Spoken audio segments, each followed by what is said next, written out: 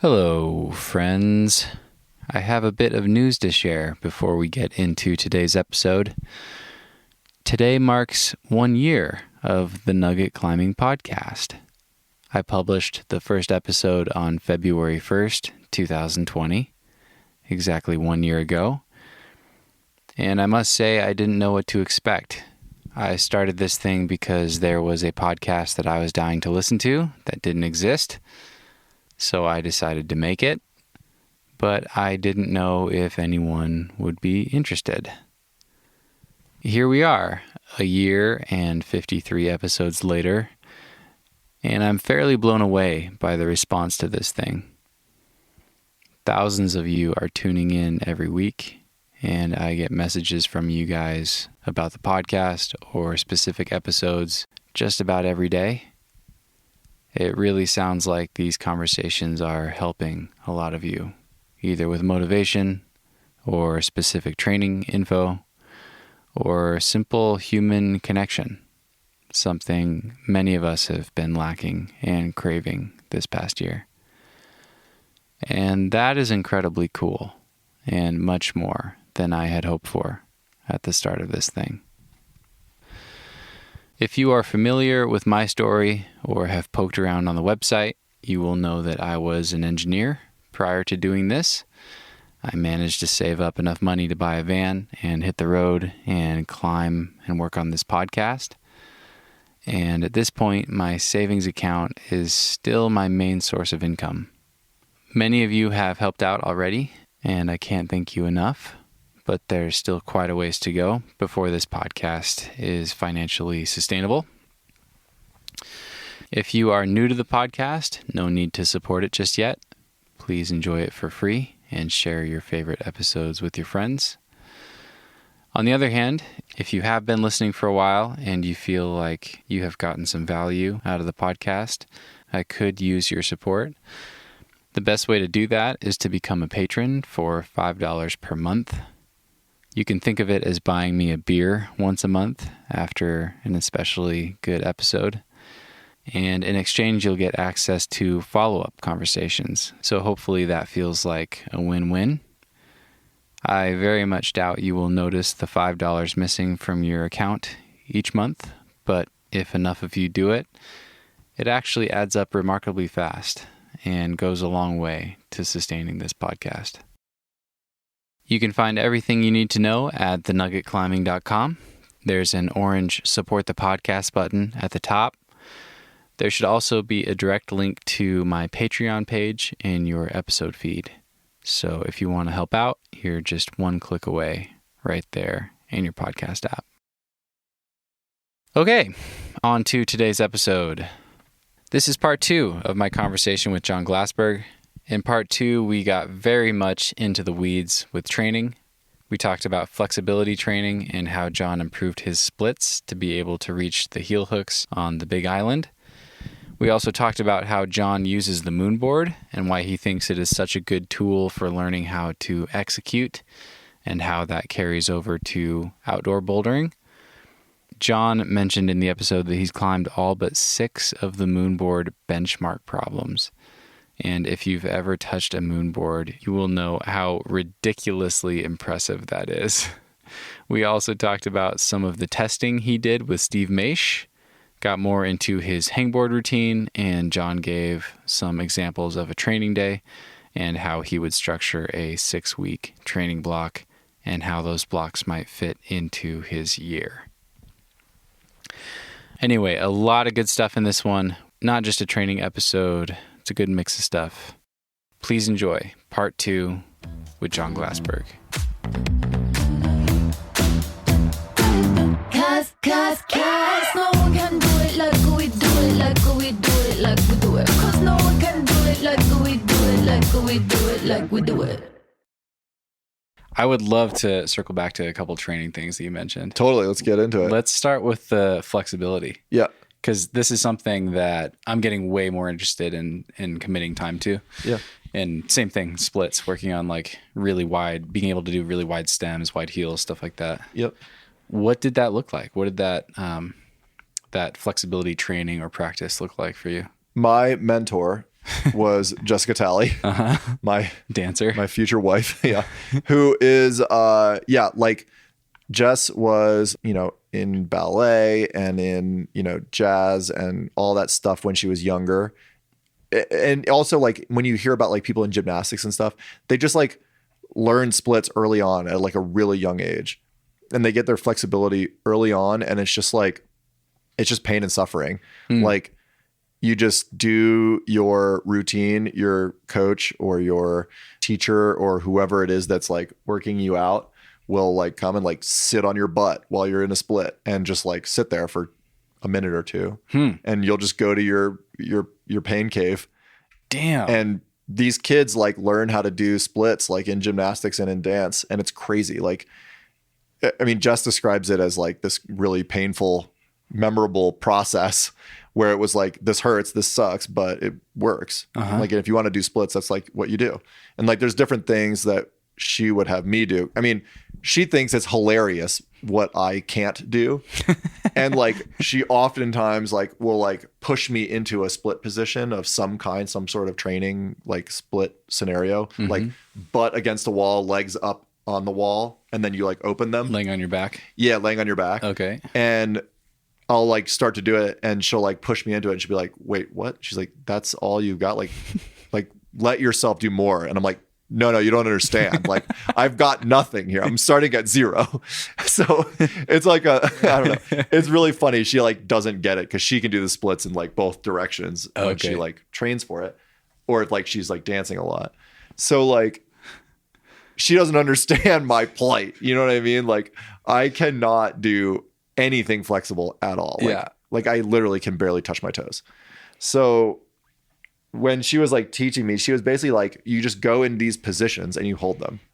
So like the frog, like it's almost like you're in like downward dog where you're like leaning forward, but your legs are on the ground. Okay. So you do like the frog thing for a while. Okay. You hold that position. And then there's like different ways to like level up from that. Okay. And like legs against the wall, like out wide on your back. Okay. I'll share visuals for these in the show notes for people. Yeah, totally. There's like a bunch. I mean, you could Google 20 different videos on how to like do the splits. Like people get really into it and they get like psyched on trying to do the splits. I think I've always wanted like a protocol. Yeah. Like every day, how many days per week, how long do I hold things? All the time. It's like all the time. Like we would do it in the morning and the evening. I would do it before and after every session climbing, like hours. Damn. It takes hours and hours and hours, like every all day. the time, every day. And it takes months, for sure months. God, that's why I've never. That's why I'm all jealous of these like gymnastics kids and these dancer kids. Cause they basically like at a young age are, and they're malleable too when they're young, but they're just in it. Like they're split training from like age 3 as dancers or whatever, they're like getting good at it from an early age. And then that translates like, Jess is in her 30s and she can still do it. Like it doesn't go away unless you have a back injury or something crazy. But like, yeah, you just get better and better at it. And how long would you hold each position? As long as I could tolerate it. It was so painful. Damn. It's crazy painful. Like you do it for 5 minutes, 4 minutes. Wow. I would just like set a timer and like watch TV. Okay. And try and like distract myself.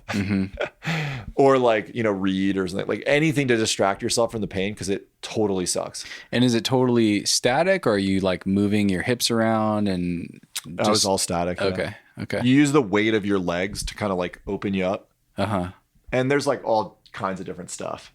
Like there's a lot of ones where you're like kind of lunging, standing basically. And like where you put your knee on the ground, like on a towel and you grab your foot and you pull it up too. There's like all these different things. Like if you just Google like any YouTube video, like there's endless instructional videos on how to like get better at it. The main thing is like, if you want to get better at it, you have to like really want to get better at it because you basically have to like dedicate a huge portion of your life to it. Yeah.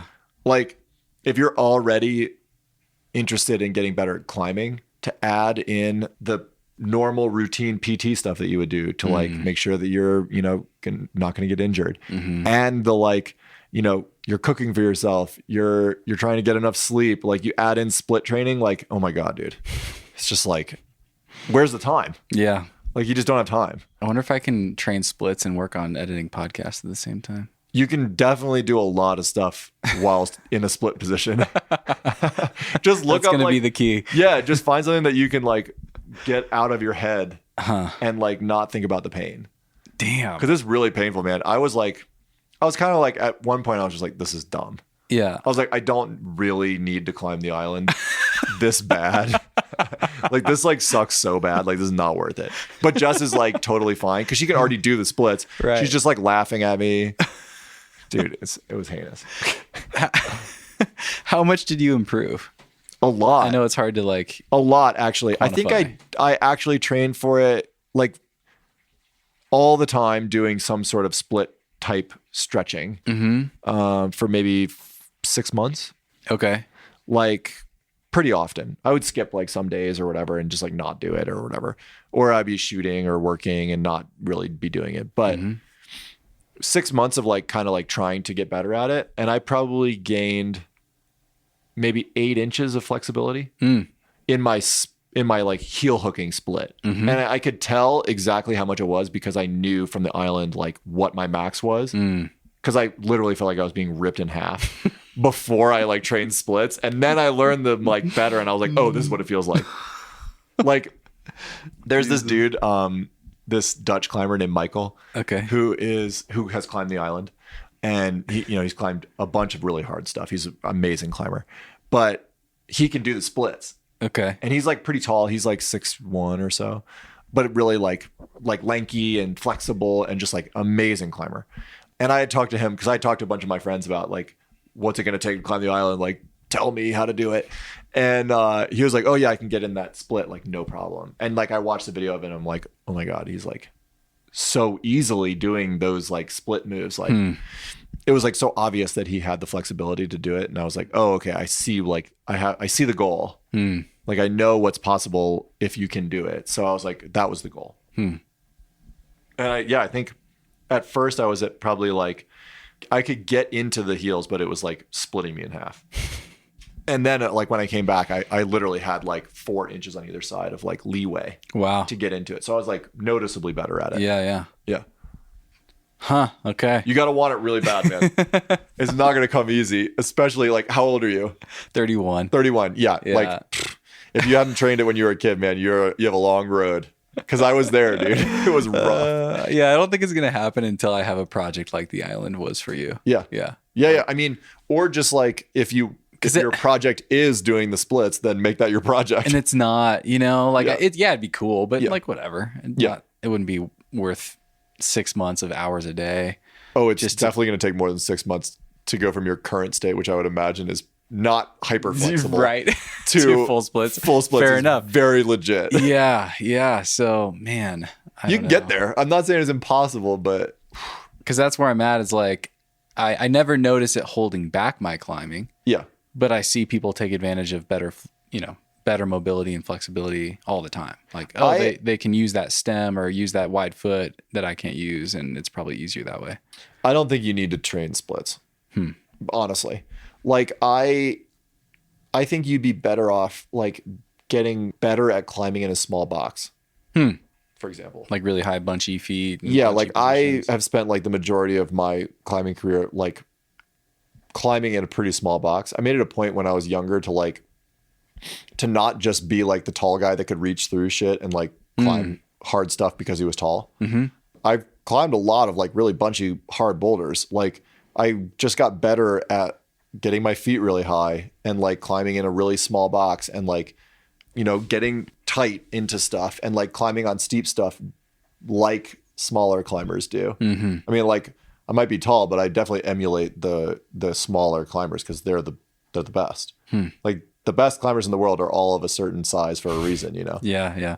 So like, I don't know. It just like started to, I think once you decide that you're not just going to like pick the low hanging fruit, and you try to like work your weaknesses, which is something that the MoonBoard is like amazing for, then you like start to realize that like you can unlock a lot of potential just from like core and a little bit of like flexibility or a little bit of small box climbing and just like, beating your head against the wall until it becomes your style. Like the MoonBoard has like totally changed my world. So let's come back to that, because earlier you talked about, you mentioned this distinction between just like climbing boulders in the gym versus training. Yeah. But it sounds like when you say training, you're still bouldering. Yeah.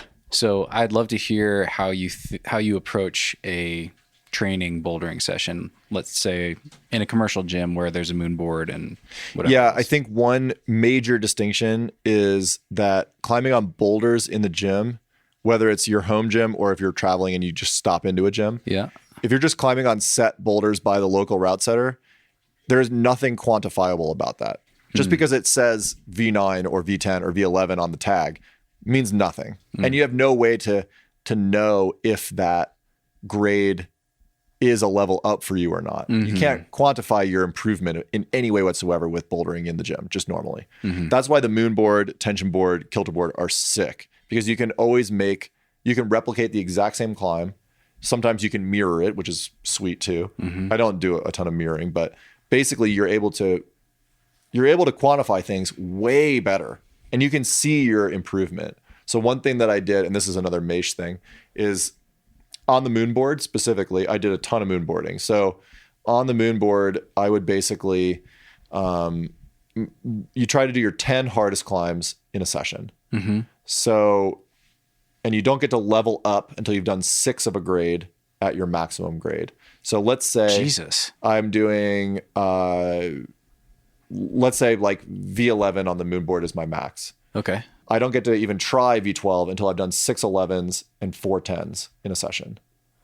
Wow. So, or in more normal terms, like V7, let's say, like I would do 6 V7s and 4 V6s before I would even try a V8. Okay. And then I would start trying V8s until I was basically adding in enough V8s until I was basically doing 6 V8s and 4 V7s. And then I would start trying 9s. And when you do that in a training block, you start to see, because I would on a piece of paper, I would have like a little grid, and you just make a hash mark every time you climb a V7. You make a hash mark, then you climb a V8, you make a hash, and then you see your day of hash marks. And then the next day, you do that same training, you see your hash marks start to migrate farther and farther down as you start to do more and more of the grade of those climbs. And sometimes you do repeats, most of the time you're not. And you just end up trying to find like... Most of the time you're not, so you're doing mostly new boulders. I try to do new boulders, yeah. Oh, okay, so these aren't like, you don't have them on lock until you're doing more of them in a session necessarily. Yeah, and then sometimes like as you start to like get into the harder grades on MoonBoard, it kind of starts to suck. And you kind of have to repeat some stuff, because there's like a lot of the like really, really hard stuff is like kind of whack. There's like a lot of really weird moves, especially for the non-benchmark climbs that aren't like really like certified by the community. There's like every now and then you're like, whoa, this is like totally whack. Like it's like a really specific single move, or it's like perfect for a certain size or something. It just like gets weird. Sure. But like if you're using like the full collection of everything, you kind of have to be like honest with yourself. You're like, is that really V10? If it is, then like, sure, mark it as V10. But if you think it's a 9, like kind of make a note or whatever. But either way, you start to see your like 10 max climbs in a day start to migrate up and up and up in the grade scale. And it's like very quantifiable. That and like, sounds so motivating. It's so motivating. Yeah. It's so awesome. And you're also doing like your fingerboard workout that day, and you're doing like a core routine at the end, and you're probably doing your split training. Like you're doing all this stuff, right? Yeah. Like you just you become just a monster. Dude, it's that's amazing. like a 6-hour session or something. Yeah. Many like 4, 5, 6 hour sessions. Jesus. Yeah. But like I would split it up. So I would also like throw in a campus routine or something too. And I would do early morning. Like if I was going to do like a big day, I would split it with like an 8 or 10 hour rest in between. So I would like campus at like 7 a.m. I would do an hour long campus, because you don't need a lot and you want to be at your max. So you campus for an hour at 7, you go to work until 5, and then from like 5 to 9 or whatever, you just do your second workout basically. Okay. And it doesn't feel like a lot because it's all power, and there's a lot of resting. Tons of rest. Yeah. Yeah. And like when you're doing your 10 best boulders in a day, you're not falling very much, because you're there to win, you know, like you're there to like send your boulders. How many attempts on average in that kind of session? Probably not more than 3 per climb. Yeah. Yeah. Okay. And then you might pick like a project or two that you start to like pick away at Uh-huh. so that eventually you can like get it and put it into your group of your climbs for the day. But it was crazy, dude. I eventually did like all the climbs. Like I have like 6 benchmarks left total. Damn. Yeah, like I did like everything.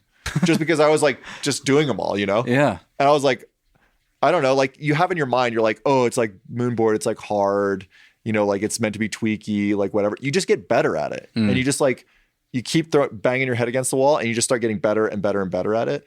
And you start to think like, because you probably have a grade in mind on the MoonBoard where you're like, I don't think I could climb that grade. Mm-hmm. But once you start putting all these climbs down and you start doing them day after day after day, and sometimes they're repeats, that's fine. But then you start to realize like, oh yeah, I can definitely climb V11 on the MoonBoard. And then you're like, oh my God, I can climb V12 on the MoonBoard. You're like, this is crazy. And then you just like start doing them. And it's like, it's a cool feeling. Cause then you also learn the distances that you're capable of and the holds that you're capable of. And you just get really familiar with the grips and you get really familiar with the body positions and what you know you can do and can't do. And I don't know, it's like a cool game. It's like a fun game. Yeah. And at the same time, you're becoming a total freak. Yeah. Which is awesome. How well does it transfer to outdoor climbing? I think it transfers really well because it teaches you to execute, which I think is huge. I do love that about the MoonBoard. You're very often in like the wrong position and you just have to deal with it. Like that's what you get, and you just have to do the move anyway. Yep, and you have to execute without thinking, and that's what I like about the MoonBoard a lot. Is like you don't set up for a move and think about it. You set up for a move and you do it. And if you don't like really swing into a move or you really try really hard, like your absolute max on a move, you're not going to do it, especially if it's at your limit. So like one thing that I've noticed from just doing tons of MoonBoarding is like if you hesitate, you fail. Typically. And that's something that really pays off in outdoor climbing. Because if you hesitate in outdoor climbing at your limit, you also fail. And if you think you can do something and you know you can do something, you just execute it. And that's something that you learn from MoonBoard. I've watched like my friends also go through this. Like they just get better at executing because of MoonBoard, because you just have to send. You have to do the move. And it's like you're either on or you're off. Like it's awesome. It's like a perfect way to train your hesitation like away. Which I think is really valuable. Plus it makes you have fingers of steel because all the holds are like kind of tweaky and weird and like nothing is perfect. Like, you know what I mean? Yeah. Well, let's get to that because earlier you were talking about the Steve Maisch kind of maxing protocol. Yeah. And then I was a little confused about the repeaters that you do after that, but then it sounds like you're also MoonBoarding in that same session and then doing core and stuff. So how does all this... how are you thinking about combining these things in a session? And then like, how does that fit within like a week and trial and error over the course of like many years of like dialing in what works for me. Okay. So like definitely it would not work for you exactly the way that I'm doing it. Sure. But the way that Maisch kind of gave me ideas was to essentially give me things that I can do in blocks. So like a campus routine and then having a campus routine and a hangboard routine and a MoonBoard routine and, you know, a core workout just gives you all these different little building blocks. And then you can decide how you want to ratchet up your system, your day of, you know, will I add campusing and MoonBoarding and core today? Or did that feel like it was too much last time? And it gave me diminishing results. Do you know what I mean? Like also being able to like figure out where you can exist in that like maximum training state without A, getting injured, or B, not really being like not being psyched, but also like not being able to like do the things. Because if you can't do them, I mean, another thing too, totally side note, is this is like a bouldering specific thing. Yeah. This is not sport climbing. Yeah. So like I was training to like be the most powerful raw bouldering power I could get. That was what I wanted. So like this was a bouldering training program, and I was like only interested in climbing hard boulders of like 6 to 8 moves basically. But like once you have those building blocks, once you have a really good hang protocol to work off of, or a MoonBoard or a campus or a whatever core, then you can start, you know, adding and removing to your liking.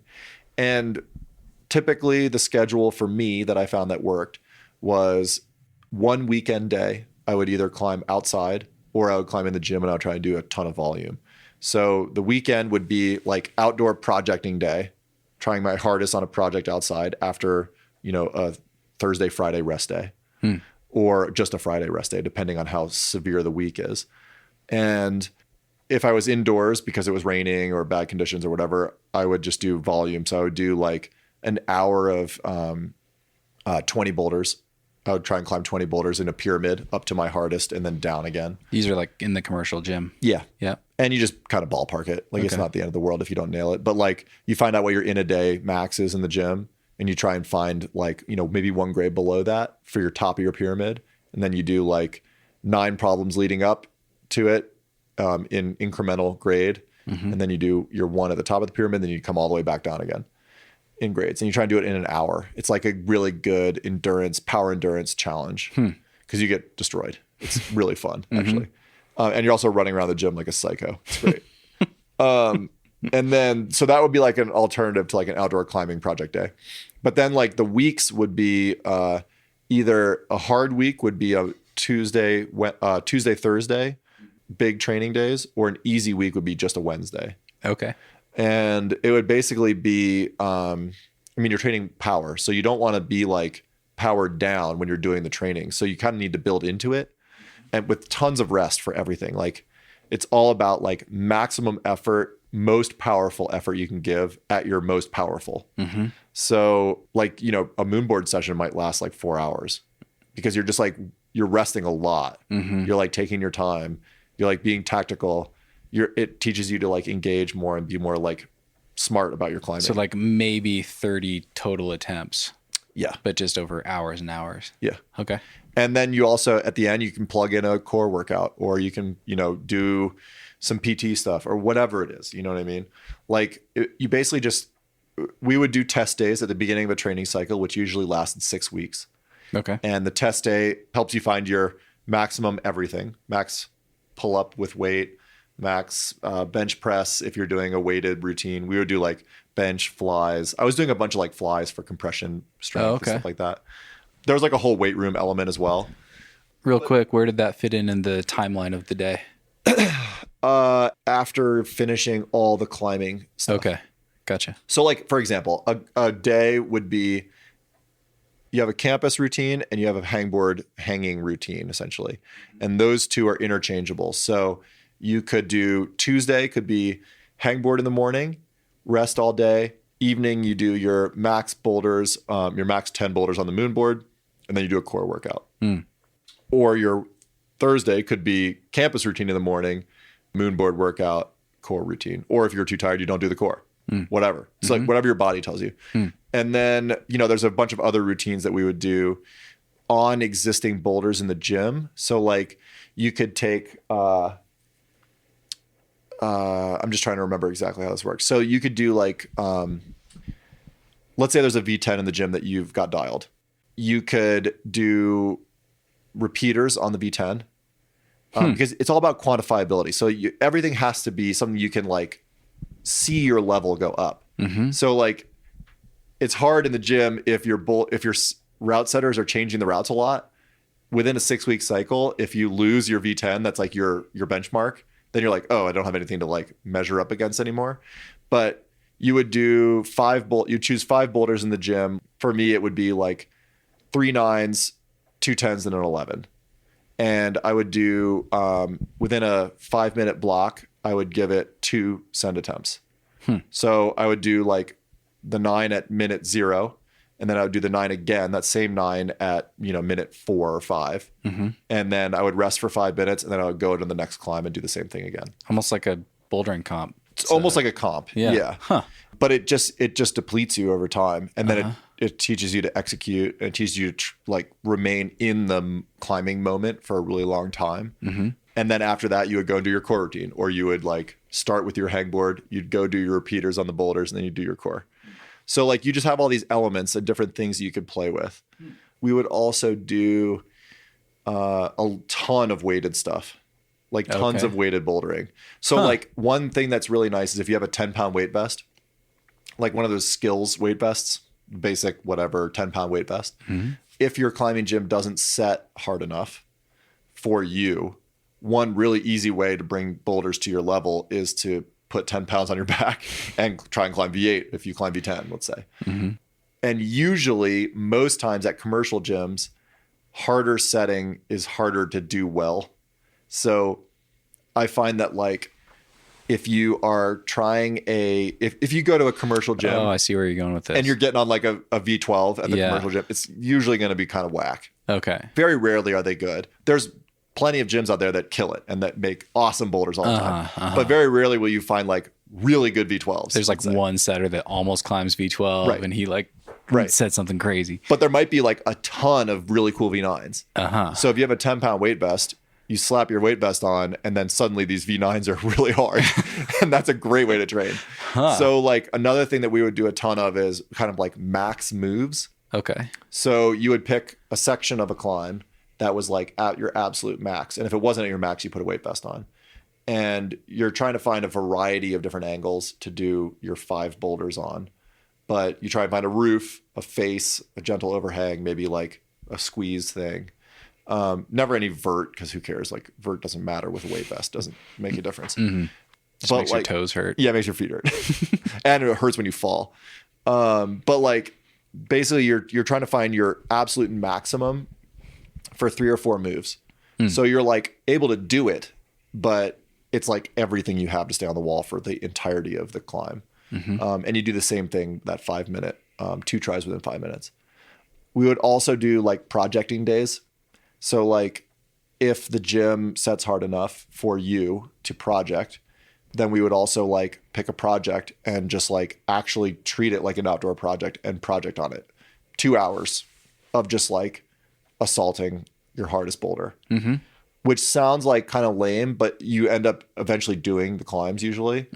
And you also realize that you can do climbs that you didn't think you could do. So like if V9 is your max, like pick a 10 or an 11 that's like way outside of your wheelhouse and just like throw yourself at it. And if you project it over the 6 or 8 weeks that it's probably going to be set for in the gym, typically if you're training and you're in that mode, you'll do it. I find that at least. And then also like you notice in your weeks in a 6-week training block, and I have no idea if this works for other people. This is just something that worked for me. Well, this context is fascinating. So yeah, it's super. Yeah. So like in a 6-week training block, like you're only doing probably 2 hard weeks. So only 2 of the 6 weeks are actually like full on because you're like so depleted at the end. You can't really like recover. Okay. Like you might do, week 1 might be your training or your, what do you call it? Your test day, which is very hard because it's maximum everything. So your training, your test day is a really important day that really kicks your ass. But then that first week might be like just a Wednesday is your training day. And then you're resting 2 days on either side and doing something on the weekend. But then full rest. Yeah. Yep. Yeah, definitely. No climbing at all. Bouldering game is all about rest. Yeah. Yeah. Like you might like go like on a hike. Or, yeah. Well, this is so interesting because these days when you first started talking about all these components that you're including in a 2-a-day session, I'm like, Jesus Christ, all this in a day. But it's literally either 1 training day in the week or 2. Yeah. And that's it. Weekend days, and then whatever one you're day on a weekend. capable of on the weekend. Yeah. So like when I was in my 20s, I could easily climb 2 days on, 1 day off all the time. But now I'm lucky if I get day on, day off and it feels good. Oftentimes I'm day on, 2 days off, day on. So like, it just depends on you, like your body, what you're capable of, how quickly you recover, how good your diet is, like how much rest you're getting. Like if you're a pro climber and that's all you're doing, then you just find your space and you realize what, your rest needs to be and what your training days need to be. Have you or Steve ever experimented with taking those same building blocks and doing like one of them each day, going day on, day off, for example? I don't know. I bet you Steve has. Keeping the sessions shorter versus like a massive day and including everything. I bet you Steve has. Okay.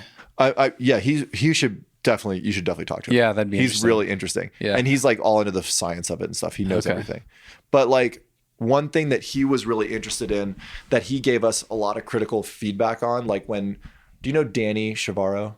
No. He's another friend of mine that I trained with a bunch. Him and I first started together on this training program. And one of the test day activities is there's a few different things you do during your test day that kind of give you a lot of feedback for him as a coach. Let's say if Steve is your coach. Okay. One of them is equal rest climb repeaters on the MoonBoard. So you pick like 2 grades below your max. So I would pick like a V8 or a V9, right, on the MoonBoard. And you climb it, and the amount of time that it takes for you to climb it, you rest for that amount of time, and then you get back on the wall and you climb again. And you rest for that amount of time and you get back on the wall. And you do that until you fall. 10 or 15 seconds or something. Yeah, it usually ends up being like 20 seconds-ish. Okay. But you're basically climbing a V9 as many times as you can with 20 seconds of rest in between. Mm-hmm. And that number, wherever that number is, will tell you a lot about your power endurance, your recovery. Like you can just analyze a lot from that. The number being how many you do. Yeah. Like I think a V9, I would usually be able to do like 7 or 8 times. Jesus. With 30 seconds or 25 seconds of rest. Yeah. But that would then tell Steve like, whoa, you have like really good power endurance. Which I did. Relative to your absolute strength. Relative to my maximum strength. Yeah. Yeah. So he would be like, oh, so if that's the case, you need to be like projecting more. Or you need to be like, your actual level is way higher. But then he might see that like my max pull up with my, maximum weight was low relative to my body size. And he'd be like, well, that means that, your levers are longer. So you're going to have a little bit more problem with that. But it also means you're not that strong in your like big muscles. And like, you just like learn all these little things. And then he basically just analyzes what's your weaknesses are. And you don't spend any time working on your strengths because you don't need to. Because you already have those as your strengths. They're just going to get better. So you just focus on your weaknesses because that's what makes you better. It's hard to deal with because you feel like you suck all the time. Right. But it does make you way better. That's training. Yeah. Like, I think like, I think like it's misleading to think that you're just going to jump right in and do a campus session in the morning, rest all day. Absolutely. And then do 2 big sessions in the evening. Yeah. And then rest the day and then do it again on Thursday. Like it took a long time to realize that we got to that point. Right. You have to work up to that work capacity. And Yeah. I mean, your tissue capacity. Your first day campusing, you're going to be learning it for yourself anyway, too. Like you're going to learn what works, what doesn't work, what your maxes are, what your weaknesses are. Like I really wanted to do 159. So I like started doing like 159 training basically on the campus board every time I would do a campus routine. And I like just could not do it. Like I'm tall and I'm lanky and long and I still can't do 159. Like I have a friend, this guy named Tim, who climbs in Boulder. He's like 6'4" and he's got crazy arm span. He can do like 159 and a half, like no problem.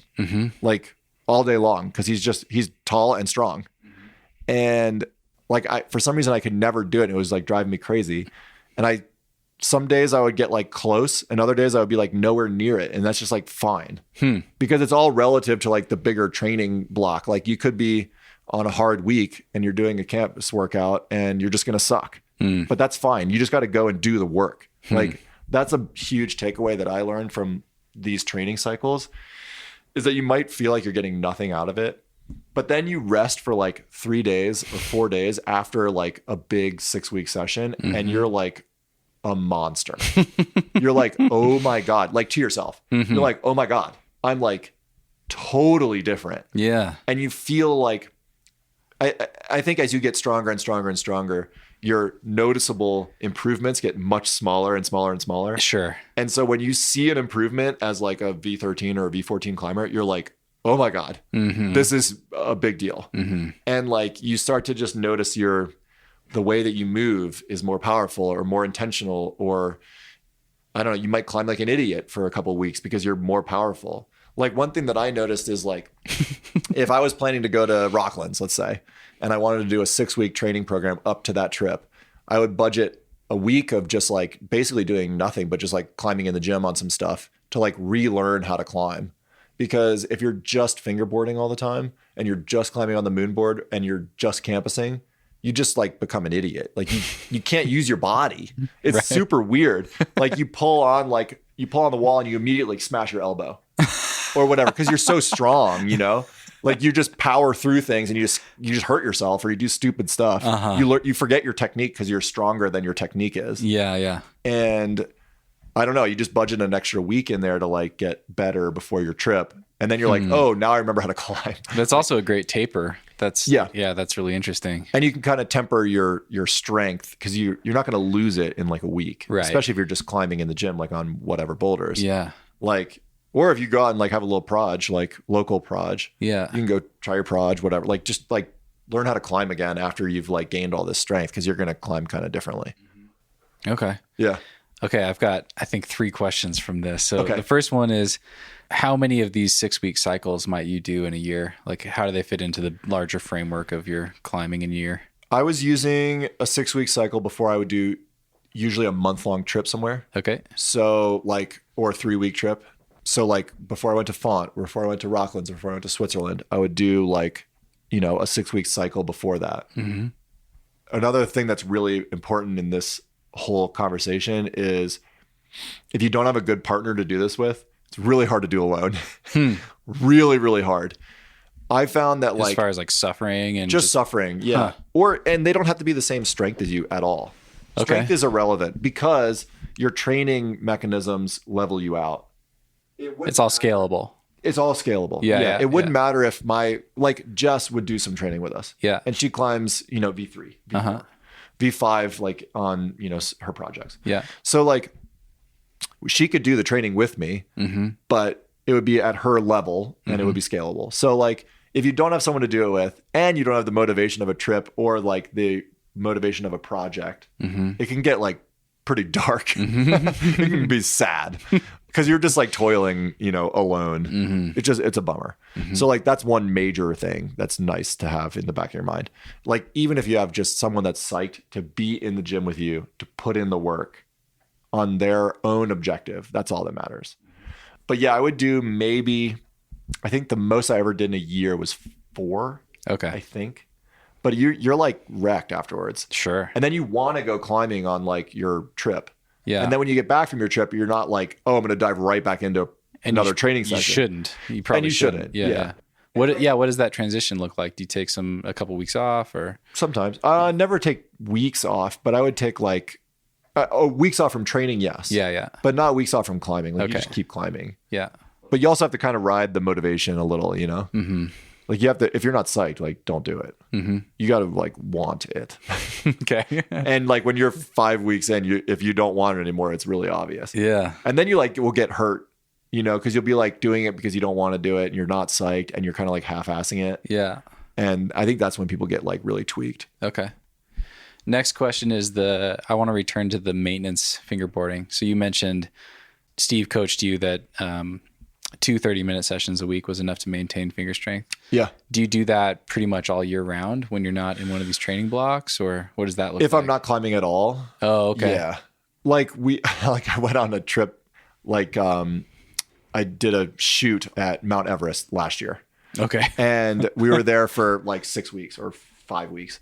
And I basically didn't climb at all for 5 weeks. And it was like literally nothing, no fingerboard, literally nothing at all. Okay. And like, it was hard to like come back from that. Like I hadn't really taken that much time off almost ever. Even when I've like injured fingers, I've still climbed through it. Yeah. So like that was hard, but like it probably took me 2 weeks of like feeling like I sucked to get like back to a respectable level for myself. Right. So like it doesn't take long. If you like, I don't think you actually like lose it. You still have it there somewhere in you. You have the technique for sure. It's like riding a bike. When your like physical tissues are adapting and those don't just unadapt. Yeah. In You 6 just weeks. get it. Like you just, it's, you Tendons just get more dense and. you have to expect a few gym days that are going to be pretty demoralizing. Okay. And that's totally fine. Yeah. But if like, I don't know, if like your job requires that you know, are away from any sort of training device, then yeah, like you're not going to lose it entirely. You just might take a little bit more to get back, but you can definitely get back. But the like just putting a fingerboard up and doing like something, even just like campusing across on like all the different grips, just doing something makes a huge difference to like activate your fingers. Okay. Like you're not going to gain anything. You're not going to get stronger, but I do think you do like kind of find a baseline that you don't like dip below, which is nice. Okay. Yeah. So you don't stress about it or structure it too much. No, but I'm also not like a full-time professional climber. Like if I was a full-time climber and that's all I did, then yeah, I would stress about it. I would be worried about like how much I weighed and how strong my fingers were all the time. I mean, that's like, if you're just an everyday climber and like you got to choose your motivational valleys and peaks where they come, you know? Yeah, yeah. You got to ride the like motivation wave. If you're not feeling it, like don't force it. What if you're on a month-long bouldering trip? Do you ever supplement with anything? I started to do like better warming up. Okay. Like I started warming up on a fingerboard a lot more because it's like consistent. And if you warm up on a fingerboard in the same way every time, then you kind of know when you're warm. And that's kind of nice. Especially for sport climbing, I found that really valuable. Because usually like I found that sport climbing warm-ups can be like hit or miss. Like they're either like not going to warm you up or they're going to get way too pumped. Pump you out. Yeah. But you can totally dial it in with a fingerboard and it's like perfect. In addition to doing some climbing to warm up? Yeah, Okay. totally. I don't think you can just fingerboard and then jump on your proj. Yeah. But like doing something in addition to a warm-up climb to get moving is really nice on a fingerboard. Okay. And bouldering as well. Like if you're going to like throw down on some crimps and your project is hard and you're going to be like pulling as hard as you can on your crimps, like you don't want to just like, you don't want to waste skin on some other crimps that are going to like, I don't know, for me, like when you weigh as much as I do, it's a ticking clock every time you grab a hold. Like I only have so much skin to give, you know? Yeah. Heavier guys don't necessarily have stronger skin, probably. No. Fuck. I have terrible skin. It is horrible. Unfair. It's definitely, there's nothing fair about climbing. Climbing is not fair. I haven't thought too much about that. That's really interesting. Sean Bailey is not putting nearly as much pressure on his fingers. Yeah. Just pure pressure on the skin against the bones in his fingers that I am. Like it's a different thing. Right. Maybe your skin adapts to that. That's interesting. I've never gotten like calluses. Like I've seen some people get calluses. Like I can't get it. I can put on what is this stuff called? Antihydral? Antihydral. Yeah, I can put on antihydral like every day for 2 weeks and it won't make any difference. Seriously? Yeah, it's weird. I might have to sand a little bit near the end because it'll get really thick, but it doesn't callus. It's weird. But like, you know, project clock is ticking when you're grabbing small holds. Like I'm going to bleed every time I max project for sure. Any like go-to routines or things you're thinking about with like the fingerboard warm-up? What do you like to do? I think you should like be trying hard. Okay. I think you should get to the point where you're trying hard on a fingerboard to warm up. Slowly work up and then do some like short max hangs sort of. Max hangs, but also find a fingerboard with really small holds. Okay. Like the what's the round tension board one that hangs on the string? The flashboard. Flashboard. Yeah. Yeah. That has like those two little like biter crimps in the top of the sloper on the top of the thing that are like really painful. I like to get to like a painful level where it like hurts and you're like, oh, okay, like I think I'm ready to like crimp now. Like you should be ready to like grab the worst hold on your project and like pull on it right away after you've warmed up. Like you should feel like you're there. And like in the gym, when I would warm up for training, our warm up would be 30 minutes, 45 minutes, and we would like warm up to a max boulder. So like you would give a max boulder in a day a proper send attempt to be like fully warm. So like if V10 was your max in the gym, I would probably climb at least one V9 really well.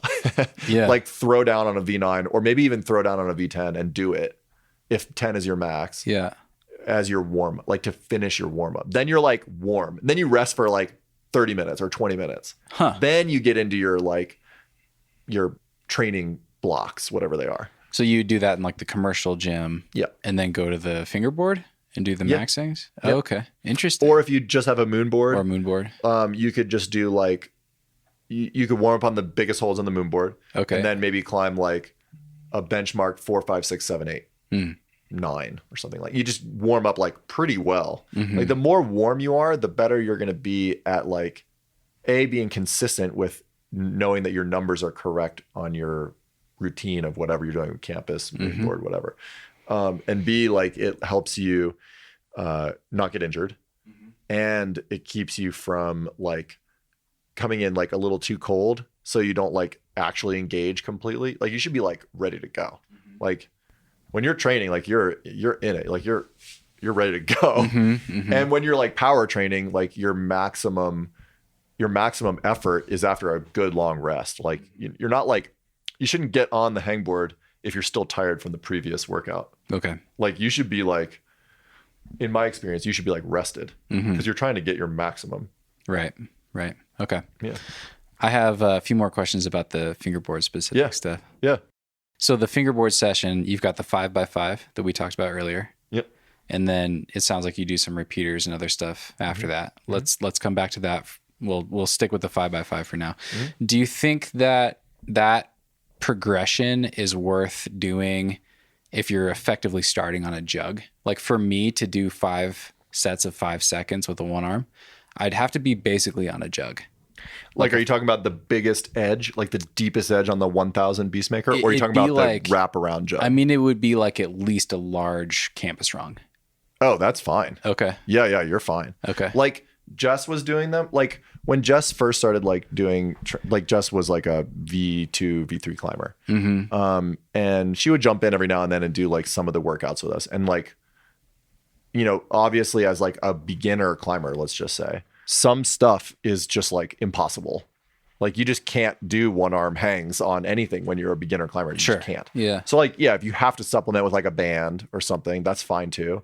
Or like you can touch like a part of the wall and like balance or whatever.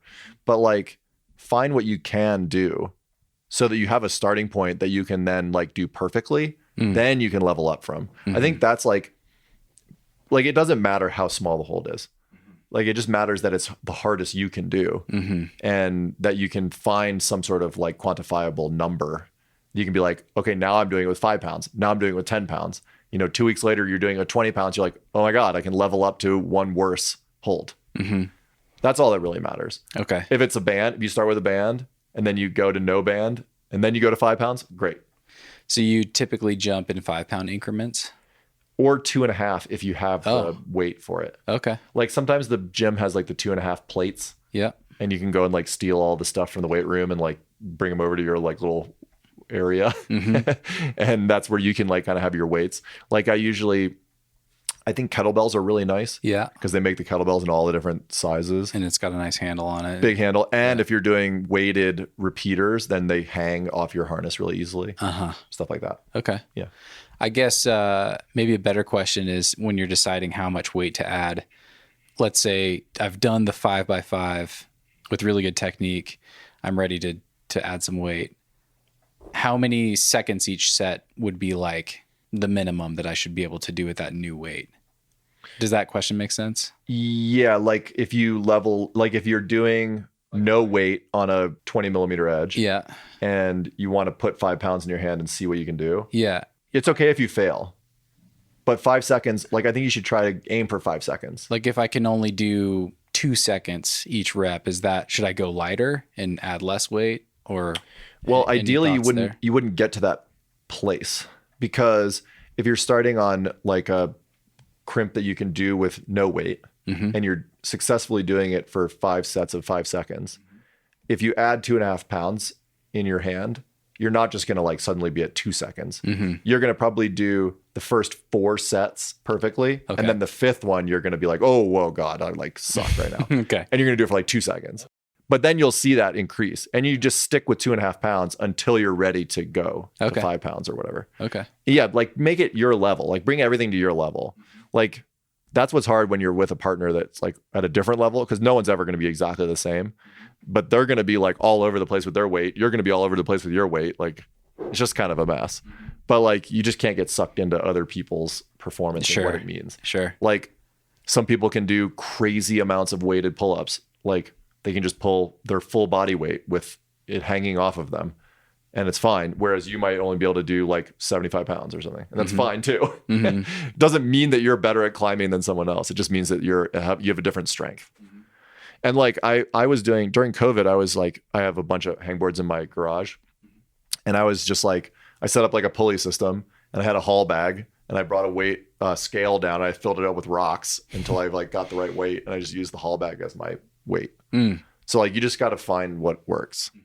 As long as it's quantifiable, that's all that matters. Yeah. Like, and another thing too is like, don't go into training half-assed. Like it's not going to work if you just do like a week here, a week there.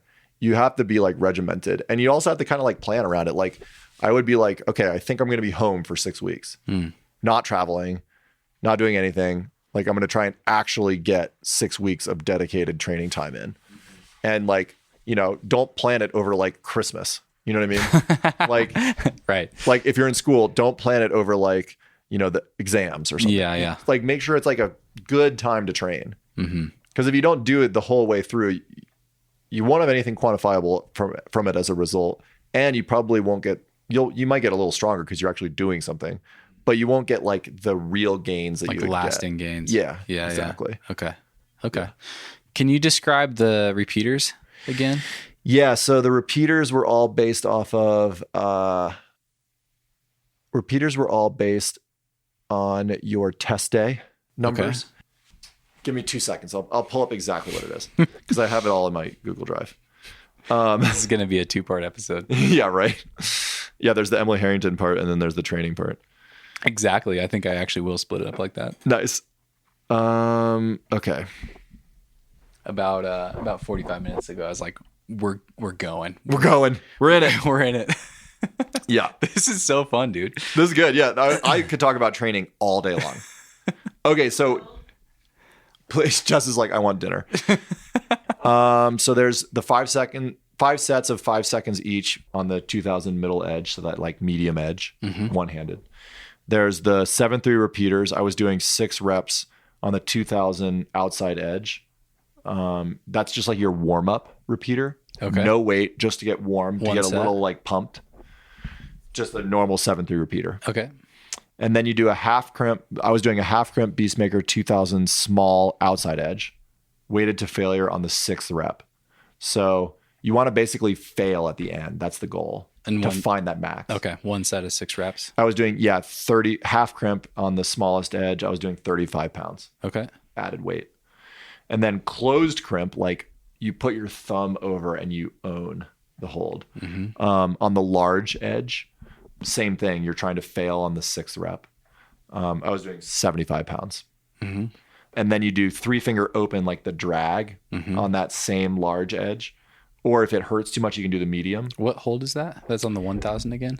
It's one larger than the middle medium of the 2000. I don't know what the millimeters are for those. Okay.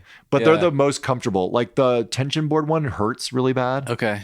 And what's the progression? The progression board? Yeah. Super sharp. So painful. Yeah. You got to find something you can like actually use repeatedly. Otherwise it's like horrible. Okay. And then 3-finger open. So that's a pretty big hold. Yeah. That one you're just describing. But you're putting a lot of weight on. Yeah. Like 75 pounds is a lot of weight. Totally. Yeah. On a full crimp. Yeah. Like a closed crimp. Yeah. And you're doing 7 sets. So you're pumped. It doesn't sound hard. When you throw down on it. It's hard. Sounds hard. It's definitely hard. Yeah. Yeah. Yeah. So the different types of days are like, one's like a weighted bouldering day. One's a project pyramid day. Like kind of building up to the hardest. On the MoonBoard, like 10 in a day. There's like these things that he called ANCAP intervals. Anaerobic capacity. Yep. Yeah. Which are like a problem that takes 45 to 60 seconds to climb. You might have to add like moves into it to make sure it's like actually long enough, but you're supposed to be like smoked at the end. And if it takes like 45 seconds to climb it, you rest basically 3 to 4 times the amount of time that it takes to climb it. And then you get back on it and do it a second time. So it's a lot of like timer and stuff. And you do 3 of those, or 3 sets of 2, sorry. Just a lot of like stuff that was really specific to me and climbing the island. Cause I was like, I want to climb the island. He was like, well, here's an idea of how I might be able to do that. But then like your day would be your 6-week cycle or your 8-week cycle, depending on how many you're doing, is basically like 2 easy weeks, 2 hard weeks, 2 easy weeks, 2 hard weeks. Oh. Or if you're doing 6, you're doing 2 easy weeks, 1 hard, 2 easy, 1 hard. Okay. Or you're doing easy, hard, 2 easy, hard, 1 easy. Okay. You know what I mean? Yeah. You're kind of just finding, it's all about like what you want. Uh-huh. Like it's all about what like your threshold is. And is easy versus hard just 1 day versus 2? 1 day versus 2 days of the But week. the similar session design. And the same thing on the weekend. Interesting. All the time. Interesting. Yeah. Okay. But if you're not psyched and you're feeling like, oh my God, my body is depleted, I can barely like function in society, then you're like, okay, I need like an extra day. Or you just skip one entirely. Like it's not worth it to like ruin your life like, because you're trying to stick to some stupid schedule. Like just do it the best you can. Or dial back your session if you think that you can't quite hang. Mm-hmm. Okay. That's basically it. Cool. I love this. Yeah. I could talk about it forever, dude. So I got psyched. so psyched on it. Like when you get psyched, you like go on Amazon, you buy a timer, you buy a weight vest, you get a harness that you can hang weight off of. You have like your kit. I had like a gym duffel bag. I was wearing like sweatpants and stuff. You know, I was like a boxer, like training. I felt cool. Like it feels cool. It gives you purpose because when you go to the gym, like a lot of people just go to the gym and like climb on boulders, you know? Totally. And they're just like, oh, today I'm going to like try the red V8 in the corner again.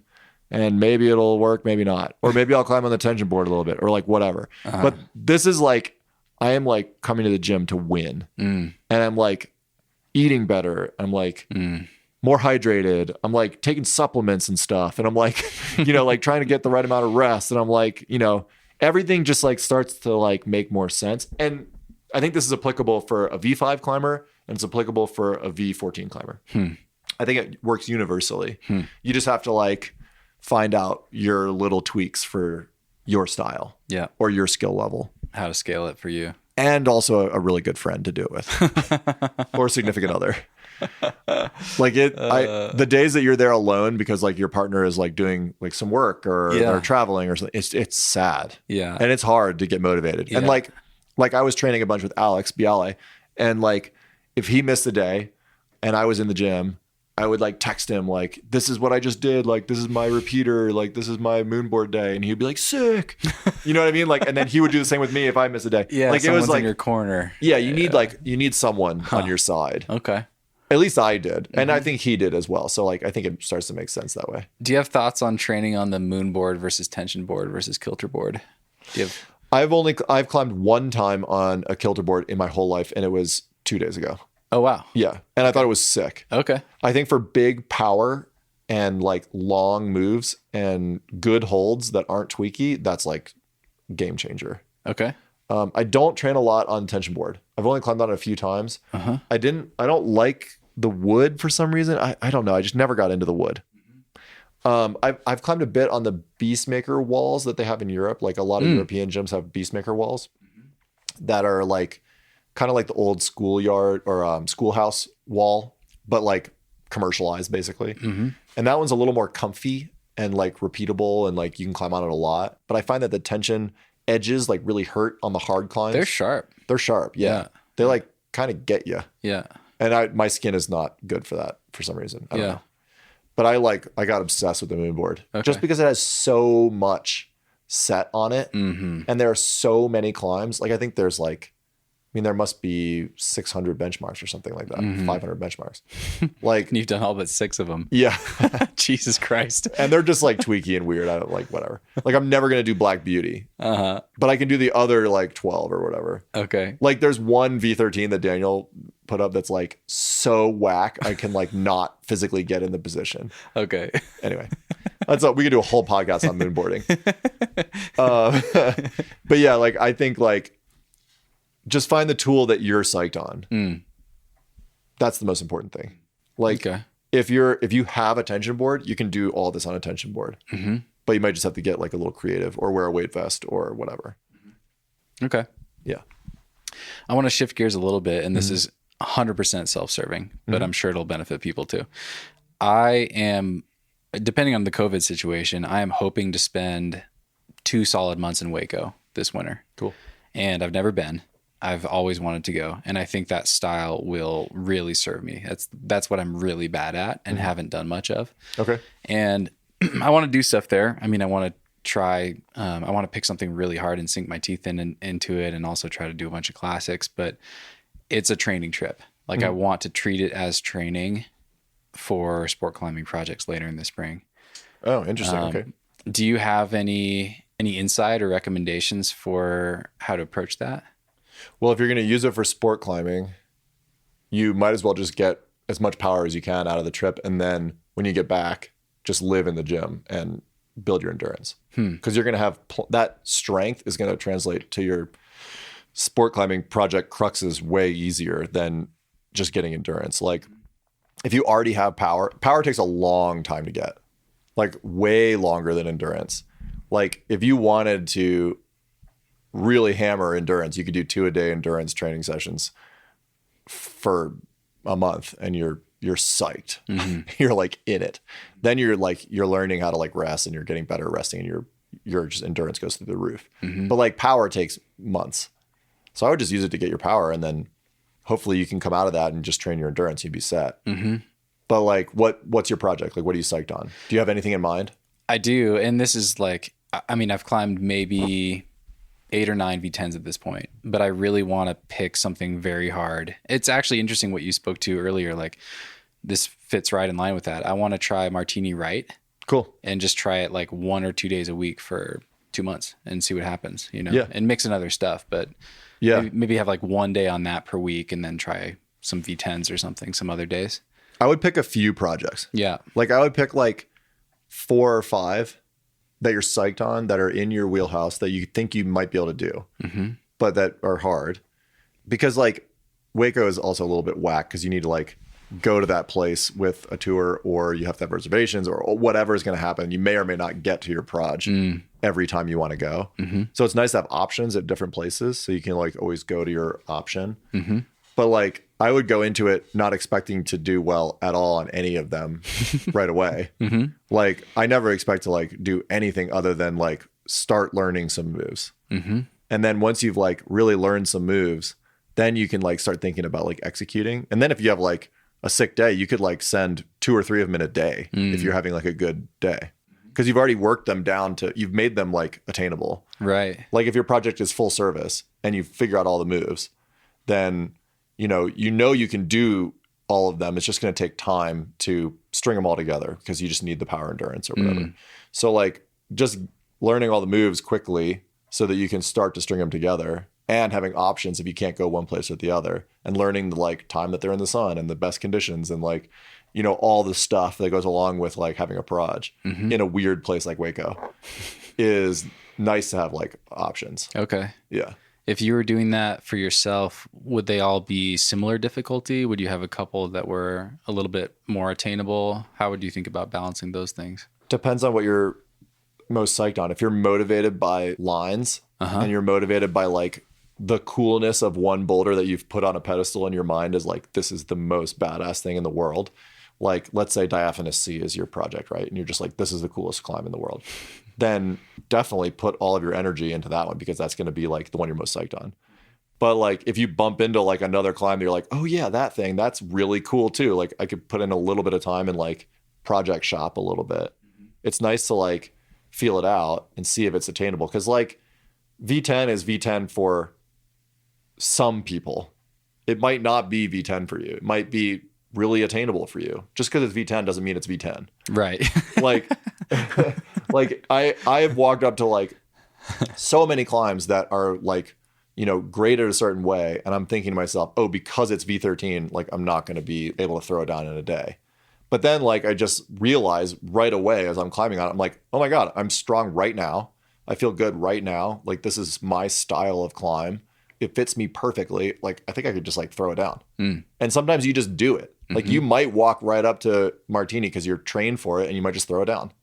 Or you like realize you have to like put in the time. And if you think it's not attainable and you don't feel like you're making any gains day after day on it, if you put it in like 5 sessions and you're still not doing a move or whatever, you might just be like, okay, cut my losses, back to the other thing that I was looking at, that I was interested in trying, that I've worked a little bit on, that I think I can do.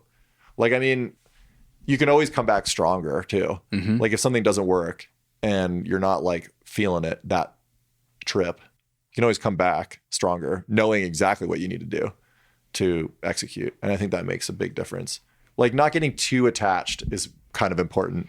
Yeah. And I'm just curious to see how much progress I can make on something like that in a trip, because it is a training trip. Like I want to keep that framework in my mind so that I'm not attached to the result. 2 months will definitely get you to the top of that thing. Like for sure. I've never climbed a V11. Yeah. Yeah. So I hope so. Yeah. Find one. Mm-hmm. Like it, I mean, if you can deal with the ego blow of not doing well on something right away, mm-hmm. then just like start throwing yourself at something.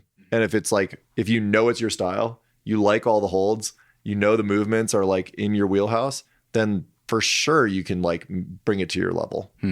And you might surprise yourself. It might not be V11 for you. It might be way easier, or it might be like totally impossible. You just have to like go and play around on it to figure it out. Like I was talking to Sean Rabatou the other day in Yosemite about this, and someone was like asking him how he got so good. And he was like, well, he's like, I mean, he already started out as like a strong climber, but he was basically like, I climb with the world's best climbers often. He was like, I session with like Daniel Woods and Giuliano on V15s and V16s all the time. And he's like, he doesn't do them all the time. He just like sessions on them, you know?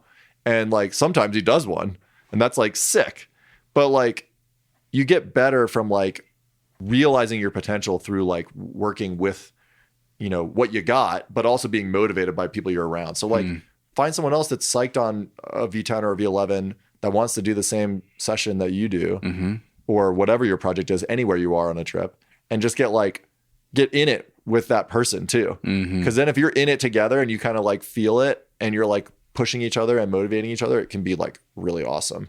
That can go way further than just beating your head against the wall alone on this like solo mission to climb this thing. Yeah. Like it makes a big difference.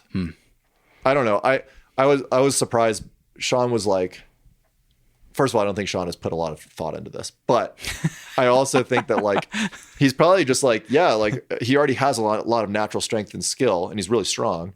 But like, what I think he was saying was that like, when he goes climbing with like Daniel or Jimmy or Nale or whoever he's climbing with, you just kind of like, you kind of feed off the energy and like, you realize that it's possible. It would be a different scale for you. You'd have to find someone that climbs V10 or V11 that you're like psyched to climb with. But like, at least you can feed off them and feel kind of the energy of like projecting together. Cause man, it goes a long way. I was trying the Big Island with Josh Larson and we were just like so psyched. We were just like over the top psyched, like beyond psyched. And it goes a long way to like, I don't know, just have someone else with this common goal working towards like a common objective. It's like, it's awesome. It goes way further than most people say. Same thing with training, right? Like if you're doing it alone, oh man, it's rough. Same with bouldering. Like bouldering is supposed to be like a fun thing you do with like your friends too. Yeah. Like it goes a long way. Yeah. If you were in my shoes for that trip, would you mix in volume climbing, easier stuff, or would you just hammer the hard stuff pretty much every climbing day? Depends on what your body is used to and what you can handle. Okay. Like for me, like if I project really hard on like my limit boulder, I usually need, like if I'm ready to send, I need a couple days of rest after trying it for 2 hours. But if it was, 8 years ago, I could maybe put in, 2 different sessions on 2 different hard boulders in the same day, rest a day, and then do the same thing the next day. Like it just depends on where you're at in your recovery, how you feel strong, where you're at in the process of projecting. Like your first day, you're probably going to be able to climb like the next day afterwards or 2 days after, because you're just going to like be sussing some moves and like figuring some stuff out, but you're not going to be like giving it send attempts probably if it's at your limit. But if it is at your limit and you're like ready to send, you need to be kind of tactical, maybe you take a couple extra days of rest if your body is telling you need it or whatever. As I get older, I need more and more rest. It's crazy. It's really frustrating, but like you do come back like from 2 days of rest and you're like, oh my God, I'm really strong. And my muscle memory is like really fresh. Like you're ready to go. Like we were just in, Jess and I were just in Mill Creek and I was trying this thing called the bleeding. Yeah. And 14B. Yep. Yeah, yeah. And it's basically just like a power endurance Looks climb. amazing. Like, yeah, it's like 30 feet of like, I don't know, it's like a 13 into like a V9 or something like that. Okay. And I was like, I kept getting closer and closer and closer, but then I like slowly started like declining. And I realized it was just because I needed like 4 or 5 rest days. Huh. I just didn't take enough rest, and it's a powerful climb. So I was just getting like shut down because of the power. And I just didn't have enough time to rest in that trip. So it's just like, you have to be like economical with your time. Right on. I've got a few, I think it's time to start wrapping up. We've been talking for ages, but this has been so interesting. Nice. Good. Yeah. But yeah, I've got a few kind of rapid fire questions for you. Yep. Do you have a favorite first ascent that you've done? One that you're most proud of, or just a gem that kind of stands out? I just did this really cool boulder that I thought was really, really fun and awesome during COVID. Okay. At Mount Evans called, I called it King's Landing. A friend of mine and we built this like landing with this huge log that took us like a whole day to get in position, and Jess helped build the landing too. We all like kind of chipped in, and it's like super high ball, and it's like way in the back of like Mount Evans. It's like pretty remote feeling, the most beautiful view anywhere. It's like totally crazy. It's on my Instagram. You can check it out. Cool. I'll link to But it. it's just like a really, really good V10, like a 5-star V10. Amazing. It was an awesome climb.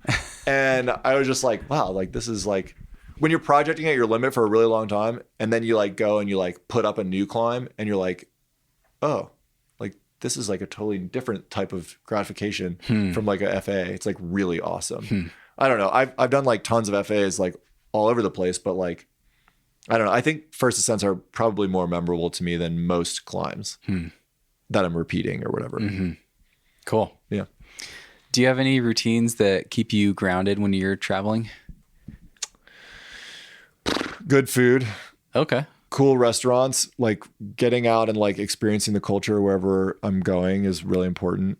I've also, I've kind of made it a point to try and get a haircut and do an interesting like bath experience in the culture that I'm in. So like, I don't know, I've been to like 40 different countries, and every different country I've been to, I've tried to like do the traditional like bath, like whether it's in Russia or Japan or wherever, there's always like a traditional bath that happens, and it's really fun. It's like kind of like a spa kind of thing. Yeah. It's also very fun, relaxing rest day thing. Yeah. And then I also try and get a haircut, which is really funny in every country that I go to. It's amazing. You just try and like live like the like experience Like the the culture, you people. know? Yeah. Yeah. I love it. Is there an underrated or maybe just under the radar film from Louder Than 11 that you think people should watch? From Louder Than 11? I think the thing we made a film called The Abyss, which was all about like climbing in this area at Mount Evans that no one goes to because it's kind of like out of the way, and there's like it never got like the buzz from like all the like pro climber dudes that would go there and like make it buzzworthy by climbing V14s. But I like spent 2 seasons up there just like climbing like crazy on like all these awesome first ascents, and it was super fun. We made a film about it. Cool. But it's like an hour of like climbing in the mountains, and it's like pretty and it's alpine and it's just really cool. And then like at the end, Ben Spanath does the first ascent of this really amazing tower called Doubloons. It's like sick, like rock pinnacle, like at 13,000 feet. It's really cool. Cool. Yeah. Cool. I'll link to that one. Yep. What are the films that are coming out this year that people can look forward to? Or I guess first, what's come out recently that people can go watch? Deepwater, we just put out recently. We filmed it in solo 2018, but it's out now. Okay. And that's pretty sweet. That's pretty fun. We did a little thing with Chris Widener on his little diamond project. That was like a total passion project. Just happened to be like, we went up and supported him for the day, and it was just fun to like hang with a bro in the mountains. Cool. And coming out soon, we did this crazy shoot for Charlotte's Web, the CBD brand. We just did some commercials, but we did this one of the commercials that we did for them was we brought a CBD vending machine. It was like an 8-foot tall vending machine that was like a digital readout. You like touch screen, and it dispenses this like CBD stuff, different like lotions and like balms and stuff. Okay. But we brought it to the top of Castleton Tower in Moab. I like hauled it up in all these different pieces. It was really crazy. So we did like a stunt with Charlotte's Web, and it was really cool. And we had Chris and Heather Widener were climbing on the Ivory Tower. Thanks, Jess. And it's like an amazing 513 arete thing on Castleton. And then they like go and interact with the device on the summit. It's really cool. It's only like a 30-second commercial, but it's sick. And it took us an immense amount of effort. Like, oh my God, it was so fun though. We just like toiled in the desert in the heat. It was cool. Cool. So that'll be coming out in like probably January. Cool. Okay. Yeah. This is one that I ask everybody. What is something that you've been feeling grateful for lately? Just family and closeness to family lately, because we've just been like, Jess and Jerry and I have just been like hanging out in the apartment and like kind of going crazy. And then we finally got to like go visit friends and like hang with Emily and Adrian and those guys in the valley. And it was just like, I just felt really grateful for friends and family and puppies. Awesome. Yeah. I mean, COVID is really, COVID's hard for friendships and family. Yeah. It's really hard. Yeah. But I think like, I don't know, once you have your pod and you can make some specific goals and like try to like be safe within them, I think it's pretty awesome to hang out with friends. Cool. Yeah. Right on. Final question. And this might be a tough one. I'm putting you on the spot, but what is left ahead of you that you hope to accomplish both with your career and storytelling with Louder Than 11? And I'd love to hear about the same question, but for your own climbing. I mean, for work, for Louder Than 11, I would really like to just see this feature film through. I've never tackled something so big and fully encompassing of like every skill that I have, and also like to tell that story well and do Emily justice is what I would really like to do in the next couple of years with that film. Big picture though, I mean, I just want to like keep doing what's keeping me psyched, like whatever stories are happening that are interesting and entertaining and climbing and expedition and adventure based. I just want to be involved in that. Like that's what gets me psyched. So yeah, that's what I'm probably interested in for, business stuff. But for climbing, I would say like, I'm just psyched on finding hard climbs that are the best in the world. That's what and the best in the world would just be, beautiful lines that are challenging for me, that are going to take some work, that are going to be rewarding and are tall, proud, beautiful, singular 5-star lines. Like that's what I'm most psyched on. And like, New as you, stuff. Yeah. And as I get older, like I don't know. I just have less and less time for low balls. Like, I don't know. You just like you want to pick your battles and they want to feel awesome. Well, thanks so much, man. Yeah. This has been a ton of fun. Yeah. And thank you so much for working as hard as you do on these films and sharing these stories with us. I've been so inspired by so many of your films. It's been really fun to see your brand evolve and this business evolve over the years and to see what it's become. And I can't wait to see the feature film. So thanks. Oh, it's awesome. Yeah. I mean, that's why I do it. Awesome. I do it because it's really fun. Cool. Yeah, man. Right on. Cool. Well, cheers, man. Thanks so much. Thank you. Yeah. Appreciate it.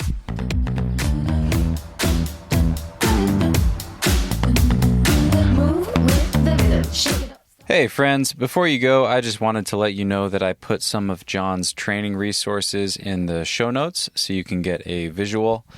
As I listened back, I realized the Hangboard repeaters conversation got a little confusing, so I emailed Jon and he sent me a screenshot of his training log, and I put that at the top of the show notes so you can see exactly what he was doing.